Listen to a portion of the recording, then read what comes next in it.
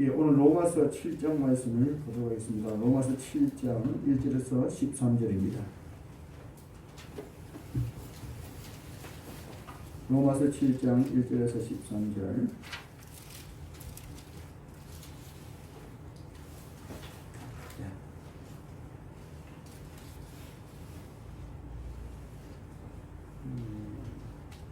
우리 같이 13절까지 읽겠습니다. 형제들아, 내가 법 아는 자들에게 말하노니 너희는 그 법이 사람이 살 동안만 그를 주관하는 줄 알지 못하느냐. 남편 있는 여인이 그 남편 생전에는 법으로 그에게 매임받으나 만일 그 남편이 죽으면 남편의 법에서 벗어나느니라. 그러므로 만일 그 남편 생전에 다른 남자에게 가면 음녀라. 그러나 만일 남편이 죽으면 그 법에서 자유롭게 되나니 다른 남자에게 갈지라도 음녀가 되지 아니하느니라. 그러므로 내 형제들아, 너희도 그리스도의 몸으로 말미암아 율법에 대하여 죽임을 당하였으니 이는 다름이 곧 죽은 자 가운데서 살아나신 이에게 가서 우리가 하나님을 위하여 열매를 맺게 하려 하니라. 우리가 육신에 있을 때에는 율법으로 말미암은 죄의 정욕이 우리 시체 중에 역사하여 우리도 사망을 위하여 열매를 맺게 하였더니 이제는 우리가 옮겼던 것에 대하여 죽었으므로 율법에서 벗어났으니 이러므로 우리가 영의 새로운 것으로 섬길 것이요 율법 저문에 묵은 것으로 아니할지니라. 그런즉 우리가 무슨 말을 하리요? 율법이 죄냐? 그럴 수 없느니라. 율법으로 말미암지 않고는 내가 죄를 알지 못하였으니 곧 율법이 탐내지 말라 하지 아니할더라면 내가 탐심을 알지 못하였으리라. 그러나 제가 기회를 타서 계명으로 말미암아 내 속에서 온갖 탐심을 이루었나니 이는 율법이 없으면 제가 죽은 것이니라. 전에 율법을 깨닫지 못했을 때에는 내가 살았더니 계명이 이름에 죄는 살아나고 나는 죽었도다. 생명에 이르게 할 그 계명이 내게 대하여 도리어 사망에 이르게 하는 것이 되었도다. 제가 기회를 타서 계명으로 말미암아 나를 속이고 그것으로 나를 죽였는지라. 이를 보건대 율법은 거룩하고 계명도 거룩하고 의로우며 선하도다. 그런즉 선한 것이 내게 사망이 되느냐? 그럴 수 없느니라. 오직 죄가 죄로 드러나기 위하여 선한 것으로 말미암아 나를 죽게 만들었으니 이는 계명으로 말미암아 죄로 심히 죄되게 하려 함이라. 아멘.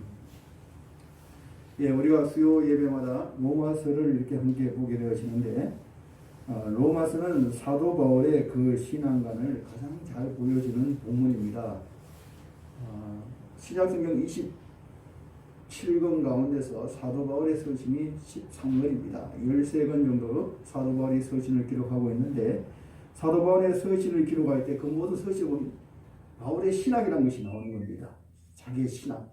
그 신학이라는 것이 나오는데 바울이 믿고 있는 하나님에 대하여서 하나님은 어떤 분이시고 예수님은 어떤 분이시다. 이런 것들을 쭉 설명하는데 그것을 일목요연하게 가장 잘 표현한 책이 있다고 한다면 바로 로마서입니다. 왜 그런가 하는 게 로마서는 지금 로마 교회에 가보지는 못했지만 그가 장차 로마 교회에 방문하고 몇 번을 했지만 그러나 아직은 방문하지 못했지만 그러나 그 로마 교회를 향해서 이제 곧 가게 될 것이지만 거기서 먼저 서신을 보냅니다. 서신을 보내서 뭐라고 하냐니까 복음에 대하여서 로마 교회와 서로 나누는 거예요. 복음이란 무엇인가?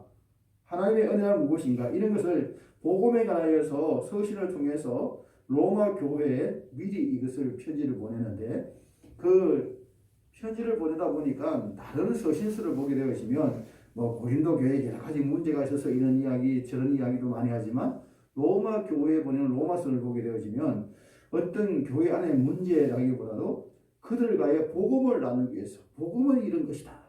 복음은 이런 것이다. 그것을 일목요연하게 어찌 보면 논문처럼 아주 일목요연하게 기록해 놓은 것이 로마서입니다. 그래서 로마서를 읽다가 보면 우리가 좀 딱딱하다. 다른 이야기, 다른 서신을 읽다 보면 뭔가 좀 내용들을 좀 파악하기도 좀 쉽고 이렇게 글의 흐름도 있는 내용의 흐름도 있는데 로마서를 읽다 보면은 이것이 좀 딱딱하지 않느냐라고 생각하지만 로마서를 1장부터 차곡차곡 이어서 가다 보면은 그럼 로마서에서 무엇이 나오냐면 바울의 신학이 나옵니다.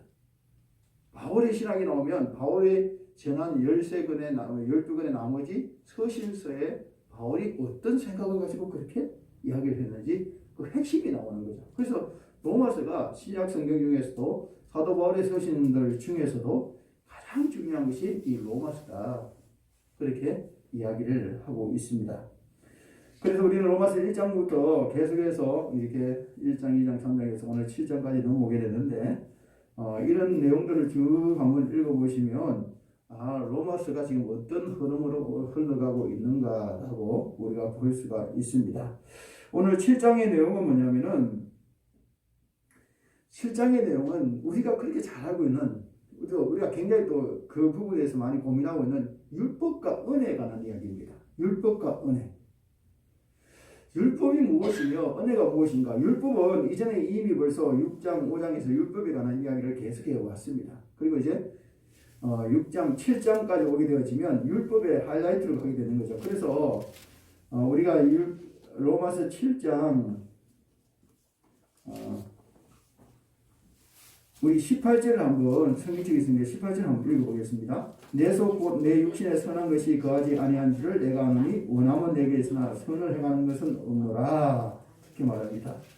그러면서 그가 탄식을 해요. 7장 마지막 24절 보니까 어허라 나는 공고한 사람이로다. 이 사망의 몸에서 누가 나를 건져내랴 하면서 사도 바울이 탄식을 해요. 이것은 뭐냐면 율법의 한계를 처절하게 깨닫고 난 다음에 지금 율법을 계속 이야기하고 8장 1절을 넘어보시면 8장 1절 한번 읽어보겠습니다. 그러므로 이제 그리스도 예수 안에 있는 자에게는 결코 정죄함이 없나니 하면서 8장은 완전 내용이 달라집니다. 내용이 달라진 이유가 뭐냐면은 지금까지 바울은 율법에 관한 이야기를 쭉 해오면서 8장에 넘어서 이제 은혜에 관한 이야기로 전환되어집니다. 그러니까 율법과 은혜의 지금 어찌 보면 율법과 은혜의 교차의 마지막 지점이 7장과 8장의 내용이라고 우리가 볼 수가 있는 겁니다. 그래서 오늘 7장에서 율법과 은혜에 관해서 다시 한번 사도 바울이 이야기를 하고 있는데 이 사도 바울이 율법과 은혜를 이야기하면서 한 예를 듭니다. 비유를 들어요. 그 비유가 뭐냐니까 한 결혼한 여인의 이야기의 비유를 듭니다. 그래서 오늘 우리가 읽었던 본문 내용에도 보면 1절부터 읽었던 내용들이 뭐냐면 남편과 결혼한 한 여인의 이야기. 그러니까 남편과 한 여인이 결혼을 했어요. 결혼을 한다는 것은 무엇입니까? 서로 법적으로 부부가 되어졌다는 겁니다. 법적으로 부부가 되어졌다고 한다면 당연히 서로가 지켜야 될 선이 있다는 겁니다. 의무가 있는 거예요. 이 여인이 자기 남편이 싫어서 다른 남자와 함께 결혼해서 산다라고 하면 이것은 불가능한 겁니다. 왜? 법적 부부가 되어졌기 때문에. 그래서 그러한 여인을 우리가 뭐라고 하냐니까 오늘 3절 마지막에 보면 다른 남자에게 갈지라도 음녀가 되지 않으렵니다. 또 그 위에 보면은 이제 1절 보면 3절 앞부분은 그러므로 만일 그 남편 생전에 다른 남자에게 가면 음녀라. 당연하지 않습니까? 결혼한 부부가 있는데 이 여인이 남편이 싫다고 해서 다른 남자에게 가면 음녀라. 음녀. 사회로서 사회 지탄의 대상이 되어지는 것이죠. 그런데 문제는 뭐냐니까 그 3절 중간에 보면 그러나 만일 남편이 죽으면 그 법에서 자유롭게 되나니. 그렇죠? 부부가 결혼했는데 이 결혼한 여인이 남편이 죽었어요. 사별을 했습니다. 사별이 되어지면 어떻게 되어집니까? 이 부인은 법적으로 자유한 거예요. 묶일 것이 없지 않습니까? 내가 누구와 함께 다시 재혼을 하더라도 이것은 음녀라고 말할 수 없는 거예요. 왜? 죽음으로 인하여서 사별이 되어졌기 때문에 이러한 한 여인의 이야기를 비유를 들어서 율법과 은혜를 이야기를 하고 있는 거예요. 누가? 사도 바울이. 그러면 이 남편이 뭐냐? 이 남편이 비유한 게 뭐냐면 율법이라는 거예요. 율법. 율법이 주어진 목적이 무엇입니까? 하나님께서 모세를 통해서 시내산에서 율법을 주셨습니다. 이 율법을 주신 목적이 뭐냐면은 우리가 율법이 아니고서는 우리가 죄를 지어도 그 죄가 죄인지를 알지 못하는 거예요. 그래서 오늘 7절 말씀 한번 읽어보겠습니다. 그런즉 우리가 무슨 말을 하리요? 율법이 죄냐? 그럴 수 없느니라. 율법으로 말미암지 않고는 내가 죄를 알지 못하였으니 곧 율법이 탐내지 말라 하지 아니하였더라면 내가 탐심을 알지 못하였으리라. 이 말씀을 보니까 율법이 우리에게 주신 목적은 뭐냐? 율법이 우리에게 준 목적은 우리가 죄인인 것을 깨닫게 하기 위해서. 우리가 죄인인 것을 깨닫게 하기 위해서 율법을 줬다는 거죠. 우리가 율법을 다 지킬 수만 있으면 얼마나 좋겠습니까만은, 그러나 우리가 그 율법을 다 지키기에는 어려운 정도가 아니라 불가능한 겁니다. 우리는 율법을 다 지킬 수 없습니다. 그런데도 사람들은 어떻게 합니까? 자기도 율법을 다 지키지 못하면서도 다른 사람을 그 율법을 갖고 정죄하고 판단하고, 자기도 그 율법을 인해서 절망에 빠지고 다른 사람들도 그 율법으로서 자질에 빠지게 만드는 것이 바로 율법이라는 것입니다. 가령 이 율법의 비유를 이렇게 얘기합니다. 어떤 여인이 남편과 결혼을 했는데 그 남편이 완벽주의자입니다. 완벽주의자. 그러니까 아내 나름대로 남편의 성격이 워낙 결벽주의자니까 막 집에 들어오면 머리카락 하나, 뭐 청소, 뭐 음식물 이런 것이 다 남편으로 들어오는 거예요. 그러니까 남편이 지적을 하는 거예요. 왜 음식물을 제때 안 버리느냐? 왜 방 청소를 하지 않느냐? 왜 이불에 이렇게 머리카락이 있느냐? 계속 지적하는 거예요. 근데 그 지적을 처음에 들을 때는 사랑하는 남편이다 보니까 참고 이해를 했어요. 그런데 시간이 지나갈수록 계속해서 그 지적, 아무리 아내가 나름대로 최선을 다해서 청소를 하고 집안일을 하지만은 남편 눈에는 항상 지적거리가 보이는 거예요. 예. 뭐 어느 집안 이야기 같습니다만은. 그렇게 보이는 거예요. 자꾸 보이는 거예요. 그러니까 이 부인이, 아내가 그걸 하려고 애를 써도 안 되는 거예요. 애를 써도 안 되는데 남편은 계속해서 그게 보이니까 계속 지적을 하는 거예요. 그러니까 아내가 점점 더 피폐해지고 스트레스 때문에 남편만 들어오면 남편이 또 무엇을 지적하지 못하니까 계속 주눅이 들고 피폐해지고 하고, 그러다가 결국 어떻게 합니까? 자포자기해버리는 거예요. 그래서 결혼 생활 자체가 지옥과 같은 시간들을 보내게 되었다. 우리에게 주어진 율법이라는 것이 마치 이와 같이 완벽한 남편과 같은 존재라는 거예요. 우리가 율법을 다 지킬 수 있으면 얼마나 좋겠습니까만, 우리도 나름대로 율법대로 살려고, 우리도 나름대로 믿음 안에서 신앙에서 바로 살려고 애를 쓰지만, 하지만 우리가 전부 다 지킬 수는 없더라는 겁니다. 사람이 죄인인 것을 깨닫는 것은 어찌보면 윤리도덕적인 사람이 더 죄인인 것을 더 깊이 깨달아요. 어두운 데서는 별로 좀 이렇게 피부가 별로 이렇게 좋지 않아도 표시가 나는데, 밝은 빛에 가면 피부가 그대로 드러나지 않습니까? 요즘 TV를 보니까 옛날 TV는 연예인들이 그렇게 피부 안 좋은 사람 별로 못 봤지 않습니까? 안 보이잖아요. 그냥 얘네 희미하게 대충 나오니까. 요즘은 얼마나 정말 밝게 나오는지, 그냥 피부가 그냥 다 나오는데 화장으로 칠해놓은 것까지 그냥 다 보이지 않습니까? 윤리도덕적인 사람들, 율법을 지키면 지킬수록 느끼는 것이 뭐냐면 더욱더 나는 죄인이구나. 네? 그냥 대충 사는 사람들은 대충 사는데, 그러나 지키려고 애를 쓰면 애를 쓸수록 나는 도저히 더 이상 내 자신이 하나님 앞에 칸에 갈수록, 윤리도를 더 깨끗하면 깨끗할수록, 말씀을 지키면 지키려고 애를 쓰면 쓸수록 우리가 느끼는 것은 나는 죄인이다. 나는 어쩔 수 없는 죄인이다. 나는 그것을 다 지킬 수 없구나. 그래서 자괴감에 빠진다는 거예요. 절망에 빠진다는 겁니다. 이것이 뭐냐? 율법의 기능이에요. 율법. 그래서 지금도 신앙생활하는 사람들 중에서 보면 율법주의적인 신앙생활하는 사람들이 많이 있습니다. 율법주의적 신앙생활. 나름대로 잣대를 정해놓고 자기도 그 기준에 도달하지 못하고 남도 도달하지 못하는 그 사람을 비판하고 정죄하는 거예요. 그런 곳에는 기쁨이 없습니다. 늘 긴장이 있어요. 늘 주눅 드는 것이 있고 절망밖에 없습니다. 왜? 자기도 자신에게 절망하는 거예요. 왜? 내가 그것밖에 안 되냐. 열심히 안 산다는 게 아니에요. 말씀대로 살려고 열심히 살아요. 그런데 안 되는 거예요. 안 되는 거예요. 이것이 율법주의적 신앙생활이다 라고 말합니다. 율법주의적 신앙생활은 무엇입니까? 율법이라는 것은 우리가 우리 자신이 죄인인 것을 깨닫게 하기 위해서 하나님께서 우리에게 주신 거예요. 그래서 오늘 말씀한 대로 율법으로 말미암지 않고는 내가 죄를 알지 못하겠다. 율법이 우리에게 주어진 것은 내가 죄인이라는 이 사실을 깨닫기 위해서 우리에게 율법이 줬다는 것입니다. 그러면 우리가 이 율법을 주신 이유가 무엇입니까? 우리 자신이 죄인인 것을 깨닫고 나는 도저히 구제불능이구나. 나는 도저히 내 스스로 구원받을 수 없구나. 라는 것을 깨닫게 하기 위해서 율법을 주셨기 때문에 우리 하나님께서 이 율법을 주시고 난 이후에 율법만 주신 것이 아니라 도저히 구원받을 수 없음을 깨닫게 하신 하나님은 우리에게 대신 새로운 살 길을 우리에게 열어주셨는데 그것이 바로 우리 예수 그리스도의 은혜로 우리를 받아주신 거예요. 그래서 우리가 은혜가 필요한 거예요. 우리가 우리 스스로 자력구원이 불가하다는 걸 알고 난 다음에 예수님을 만나는 거. 그래서 우리가 예수님을 영접할 때는 마찬가지입니다. 여기 계신 분들도 다 예수님을 영접했지만 예수님을 영접하기 전에 우리 상황은 어땠습니까? 절대 절망이었습니다. 나는 구제불능이다.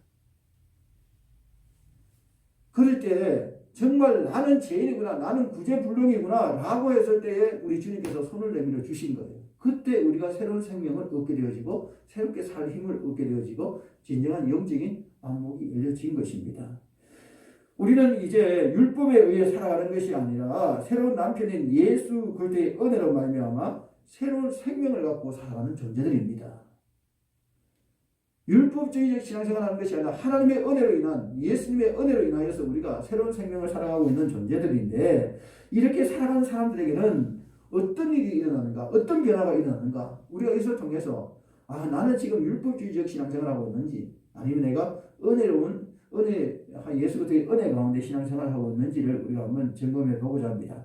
먼저 우리가 예수님의 은혜로 말미암아 살아가는 인생들은 그 자세거든요. 첫째, 삶의 동기가 다릅니다.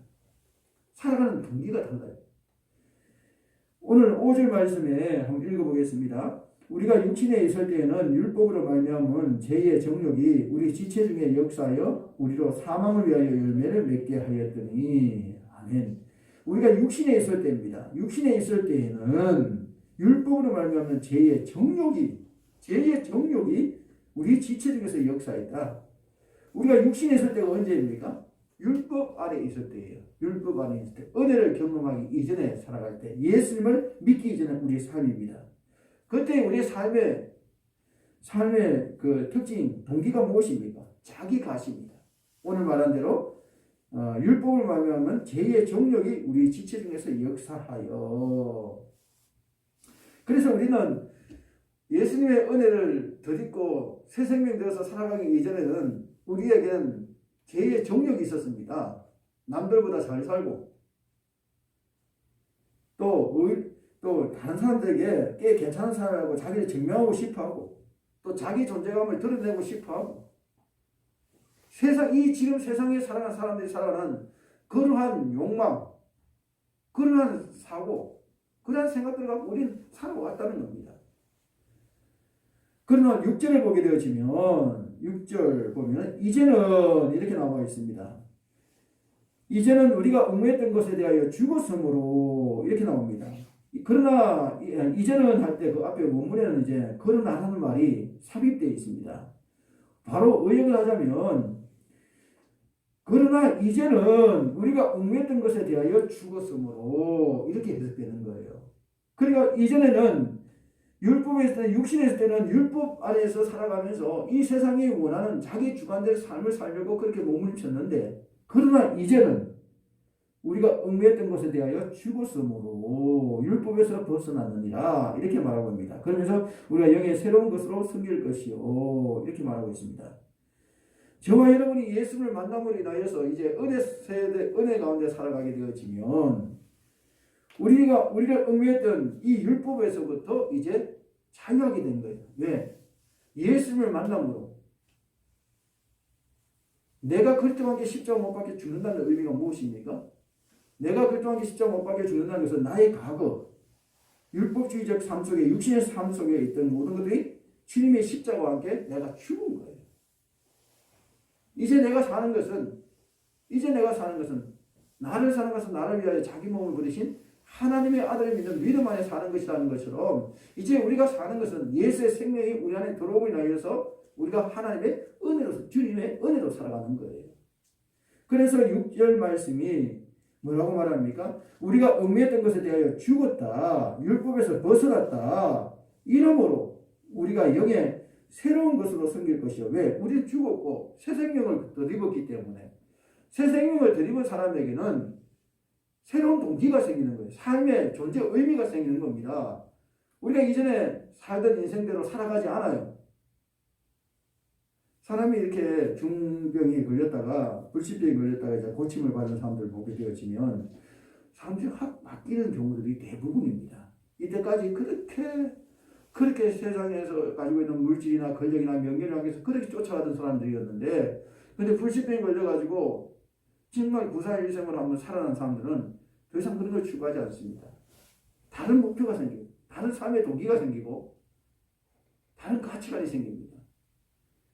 오늘 마찬가지라는 거예요. 우리가 율법에 있을 때, 육신에 있을 때에, 우리가 그 육신의 율법 안에서 육신에 있을 때 그것이 십자가와 함께 죽어버리고 새로운 생명을 우리가 살았기 때문에 저와 여러분이 항상 하는 말이 뭡니까? 우리는 새 생명 가운데 산다. 새 생명을 산다. 라고 얘기를 해요. 새 생명을 산다는 것은 이미 우리의 과거는 죽고 새로운 생명의 덤으로 살아가는 인생들을 우리가 살아가고 있다는 겁니다. 그렇다면 우리 또한 새로운 삶의 동기가 있다는 거예요. 삶의 가치관이 있다는 거예요. 우리가 누누이 말씀드렸지만 누가복음 19장의 삭개오를 보게 되어지면 삭개오는 세리장이요 부자라 이렇게 이야기를 하고 있습니다. 세리는 당시에 창녀 같은 취급을 받았고요. 왜냐하면 세리 그 자체가 자기 동족의 세금을 거두어가지고 로마 정부에다 보내고 나머지 착국에서 이제 자기 수입을 얻다 보니까 동족들이 좋아할 리가 없는 거죠. 그래서 세리는 항상 인간 이하의 취급을 당했습니다. 그러한 세리 취급을 할 수밖에 없는 이유는 무엇입니까? 삭개오는 이러한 세리를 통해서 얻는 것이 무엇입니까? 돈을 취할 수 있는 거예요. 돈을 취하다 보니까 사람들은 자기를 정말 인간 이하로 취급하고 매국노처럼 취급하고 창녀같이 취급하지만, 그러나 삭개오는 삶의 의미가 갖고 있는 가치가 있는 게 뭐냐면 돈이라는 거예요. 돈을 갖고 있다 보니까 사람들이 자기한테 와서 궁실거려요. 돈이 있다 보니까 자기가 말 한마디 하면 그 말 한마디가 힘을 얻어요.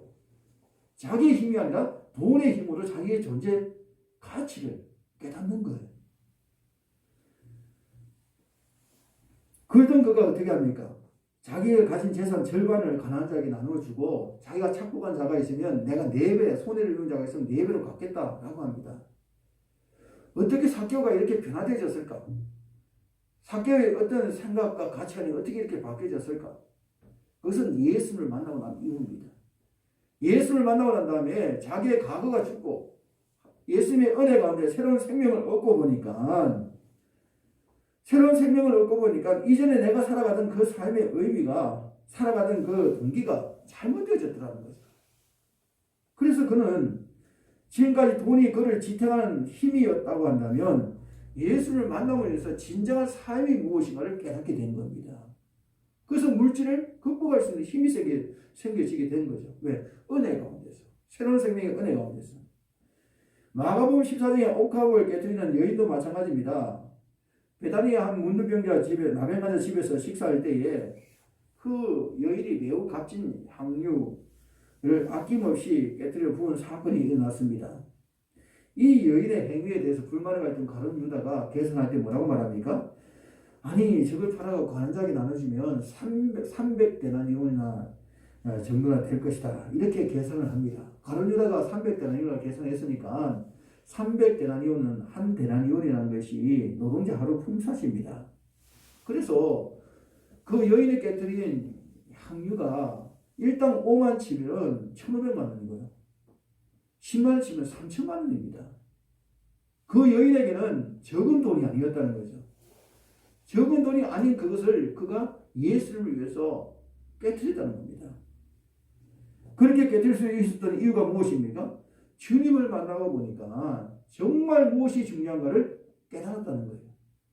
그때까지는 가지고 있던 물질이 그의 삶의 전체를 지배했다고 한다면, 이제는 그 물질을 넘어 계신 하나님의 은혜를 보게 되니까 물질을 극복할 수 있더라는 거죠. 물질을. 그 이야기뿐만 아니죠. 안디옥 교회에 에베소에서 있을 때에 사도바울이 3년이나 그것을 가르칠 때 어떤 일이 벌어졌습니까? 에베소에 있는 마술사들이 와서 그 복음을 듣고 회개하고 자기들이 가지고 있던 마술책들을 불태워버리는 사건이 납니다. 그것이 이제 사도행전 19장에 보면 나오는 거죠. 그때 마술사들이 책을 불태웠다는데 그 당시의 책이 굉장히 귀한 시대였습니다. 책이라는 것이 굉장히 귀한 책에다가 어찌 보면 전공 도서 아닙니까? 마술에 관련된 책을 기록해 놨으니까 어찌 보면 생업에 직결되어지고 또 가치가 있는 책 중에서도 내용까지도 가치가 있는 아주 가치 있는 책이었습니다. 그 마술사들이 그 책을 태운다는 것은 생업 자체를 포기하는 과감한 결단이라고 볼 수 있는 것이죠. 누가는 이 불태운 책의 그 시가 사도행전은 누가가 기록했으니까 누가가 뭐라고 하냐니까 그 마술사들이 채운 책의 가격이 보니까 약 한 5만 정도 된다 이렇게 소개를 하고 있습니다. 누가가. 그러면 5만이 당시의 5만을 현대적으로 지금 이 시가로 따지면 얼마 정도인가라고 누가 계산을 해서 그 시대의 가격과 지금 시대 가격을 해서 비교했는데 보니까 지금으로 치면 그 마술사들이 태운 그 책의 가격이 약 한 25억에서 30억 가까이 됩니다. 우리가 지금 느끼는 25억에서 30억 정도의 굉장히 가치를 그 당시 에베소에 있는 마술사들이 불태워버렸다는 거죠. 무엇이 이들로 하여금 그런 결단을 하게 만들었는가? 주님을 만나고 보니까 내가 그렇게 소중하게 생각하는 것들이 지금 자신이 발견한 것에 비해서 하찮은 것들한 거죠. 그래서 예수님을 만나면 우리에게 예수님의 은혜 가운데 우리가 거하게 되어지면 무엇이 바뀌어지는가? 우리의 삶의 동기가 바뀌어집니다. 내가 왜 사는지, 무엇을 위해서 사는지. 예수님의 은혜를 경험한 사람은 반드시 삶의 동기가 바뀌어요. 그래서 사도 바울이 뭐라고 말합니까? 자기의 모든 기득권을 배설물과 같이 버릴 수 있는 것은 그리스도 예수를 아는 지식이 가장 고상한 것이다. 그렇게 고백하고 있는 거예요. 그래서 저와 여러분이 예수님의 은혜로 살아가고 있는 인생을 살아가고 있다고 한다면 먼저 내 안에 삶의 가치관이 바뀌어야 돼요. 그냥 우리는 예수를 믿는 게 아니라 이제는 나에게 무슨 억만금을 주더라도 예수가 더 소중합니다. 예수 믿고 신앙생활하는 게 더 소중합니다. 이런 가치가 우리 안에 있어야 된다는 거죠. 이것이 바로 은혜 안에 살아가는 사람들의 모습이라는 겁니다. 이렇게 살지 못하면 우리는 교회를 다니지 몰라도 은혜 속에 정말 신앙생활하면서 하나님의 은혜 가운데 충만한 가운데 살아간다고 말할 수 없는 거예요. 은혜 충만한 사람은 오늘 삭개오처럼 마술사처럼 또 옥합을 깨뜨린 여인처럼 물질을 극복해 넘어갑니다. 왜? 은혜가 내가 가진 모든 기득권이 있다 할지라도 모든 기득권을 배수와 같이 버릴 수 있는 사도 바울 같은 새로운 가치가 생기기 때문에 그렇습니다. 그래서 은혜로 살아가는 삶의 모습을 보니까 먼저 삶의 동기가 바뀌더라. 내가 왜 사는가? 무엇을 위해 살아야 될 것인가? 이런 동기가 바뀌는가 하면 또 하나는 뭐냐면 삶의 욕구가 바뀌더라는 거죠. 욕구.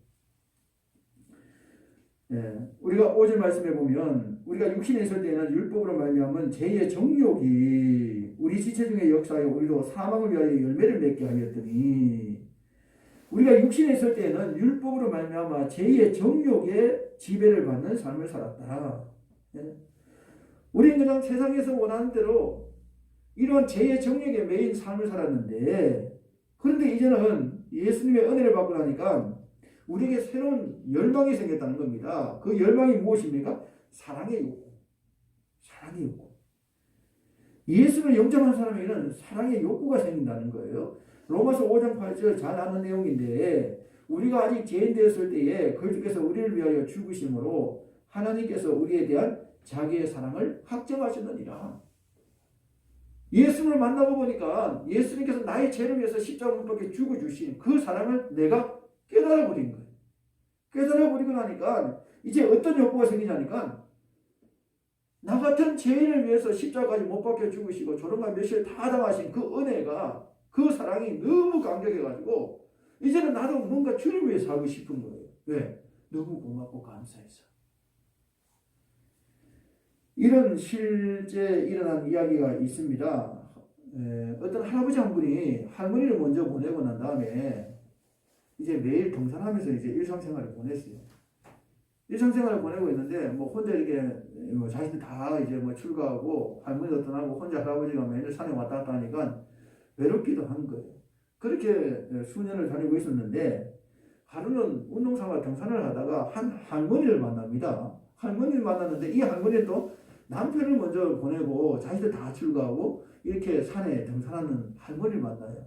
그 두 분이서 어쩌다가 이렇게 등산에서 만나가지고는 계속해서 뭐 가까운 등산이니까 같이 길을 가면서 이야기도 하고 친구가 되어지기도 하고 이렇게 하다 보니 정이 든 거예요. 정이 들어서 이 할아버지가 매일마다 그 할머니가 보고 싶은 거예요. 밥을 먹어도 보고 싶고 뭐 잠을 자도 그렇고 온통 할머니 생각만 나는 겁니다. 그래서 이 할아버지가 내가 남은 인생이 얼마일지 몰라도 이 할멈하고 내가 청혼을 해갖고 할멈하고 이렇게 한번 살아야 되겠다. 해서 결혼하고 싶다는 의사를 이렇게 할머니에게 이야기합니다. 할머니 이야기하니까 할머니도 이 할아버지가 그렇게 싫지만 않아요. 그리고 혼자 있으니까 외롭기도 하고 해서 할아버지의 그 제안에 대해서 굉장히 긍정적이고 호감이 왔습니다. 그런데 문제는 뭐냐니까 이 할머니는 할아버지한테 딱 싫은 게 하나 있어요. 그게 뭐냐니까 이 할아버지가 담배 피우니까 담배 냄새가 싫은 거예요. 담배 냄새가 싫으니까 지금도 이렇게 같이 만나서 이게 등산하다 보면 담배 냄새가 나는데 같이 살면 얼마나 많이 나겠느냐. 그래서 이 할머니가 뭐라고 하냐니까 그 할아버지한테 어렵게 말합니다. 담배만 끊을 수 있으면 담배만 끊으면 내가 그 청혼을 받아주겠습니다. 라고 이야기합니다. 근데 놀란 일이 벌어집니다. 할아버지가 그 말을 듣는 그 순간부터 50년 동안 피워둔 담배를 어떻게 했을까요? 끊어버렸습니다. 그래서 이 실화를 통해서 글을 밑에 적은 작가가 뭐라고 얘기했냐니까 이런 유명한 말을 합니다. 나는 이 기사를 통해서 사랑의 힘은 의지의 힘보다 위대하다는 것을 깨달았다. 사랑의 힘은 의지의 힘보다도 더 위대하다.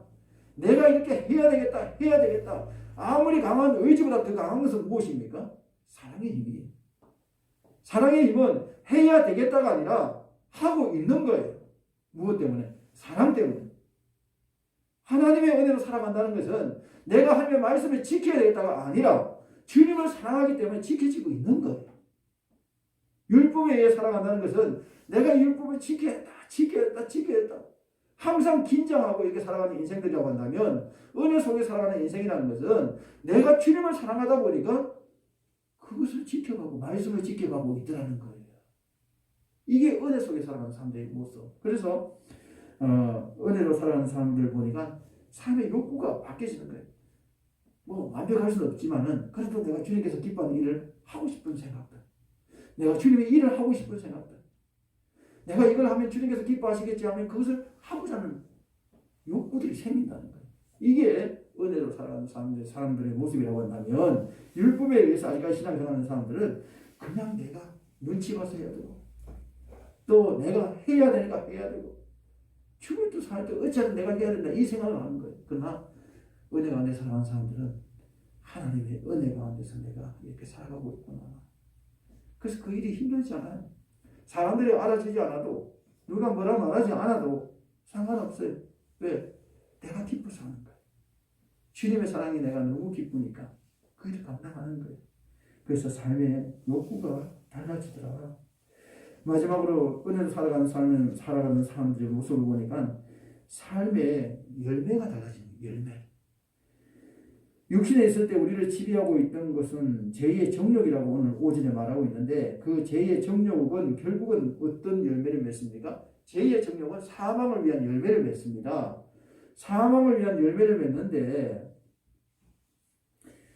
그 사망을 위한 열매의 그 내용을 보니까 성경 갈라디아서 5장에 보면 사도 바울이 이런 얘기를 합니다. 갈라디아서 5장 19절 21절에 보니까 육체의 일은 분명하니 음행과 더러운 것과 호색과 우상숭배와 주술과 원수 맺는 것과 분쟁과 시기와 분냄과 당짓는 것과 분열함과 이단과 투기와 술 취함과 방탕함과 또 그와 같은 것들이라. 이렇게 말하면서 우리가 육신의 삶에 육신의 열매를 맺으면 결국 사망을 위한 열매를 맺는데, 이 사망의 열매를 맺는 것들을 보니까 전부 다 음행, 더러운 것, 또 호세, 우상 숭배, 주술, 이런 것들을 통해서 결국 사망을 위한 열매를 맺더라는 겁니다.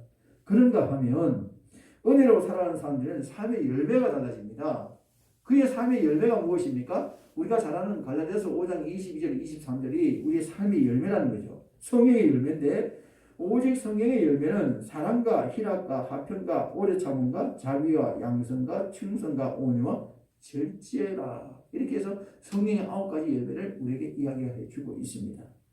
은혜로 살아가는 사람들은 내가 이걸 맺어야 되겠다는 것이 아니, 은혜로 살아가다 보면 내 삶 속에 이런 열매가 맺혀지더라는 겁니다.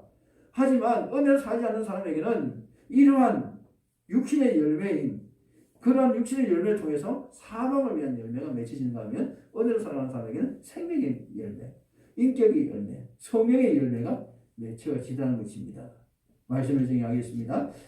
우리는 지금 어찌 보면 구약은 율법의 시대였다고 한다면 지금은 어떤 시대입니까? 은혜의 시대입니다. 은혜의 시대. 예수님께서 십자가에 돌아가실 때에 뭐라고 하셨습니까? 다 이루었다. 다 이루었다. 나의 행위로 율법을 지키려고 몸부림치는 노력을 우리는 이제는 내려놔야 됩니다. 내가 말씀을 지키려고 몸부림치는 것이 아니라 우리가 주님의 은혜 가운데 거하게 되면, 우리가 주님을 사랑하게 되어지면 이러한 하나님의 말씀들은 저절로 우리 삶 가운데서 열매로 맺혀질 줄 믿습니다. 그래서 우리는 주님을 사랑하는 마음으로 들어가야 돼요. 주님을 사랑하는 마음. 그 마음으로 들어갈 때만이 우리가 율법의 요구를 다 이루는 것이고, 율법을 넘어서 우리 예수님의 은혜 가운데서 우리의 삶의 풍성함으로 우리가 살아가게 되어지고, 그 풍성함 가운데 우리 신앙생활이 힘든 것이 아니라 즐겁고 행복한 거예요. 행복하면서 이 길을 걸어갈 수 있는 겁니다. 지금도 많은 사람들이 예수를 믿으면서도 진정한 자유와 평안과 기쁨을 누리지 못하고 억지로 걸어가는 사람이 한두 명이 아닙니다. 우리 신앙생활은 억지로 하는 것이 아니라 하나님의 은혜 가운데서 기쁨으로 이 일을 감당할 수 있는 줄 믿습니다. 네? 우리 주님께서는 우리에게 새로운 생명을 주셨기 때문에 새 생명 받은 우리가 무엇이 걸거치겠습니까? 새 생명 받은 우리가 무엇 때문에 우리가 좌절하겠습니까? 이미 우리가 살아가는 생명 자체가 새 생명입니다. 주님께서 주신 이 진정한 새 생명의 은혜를 잘 기억하면서 우리가 은혜의 삶을 살아감으로 하나님이 주시는 영생의 열매를 맺고 성령의 열매를 맺음으로 하나님께 영광 돌릴 수 있는 저와 여러분 되시기를 주님의 이름으로 축원드립니다.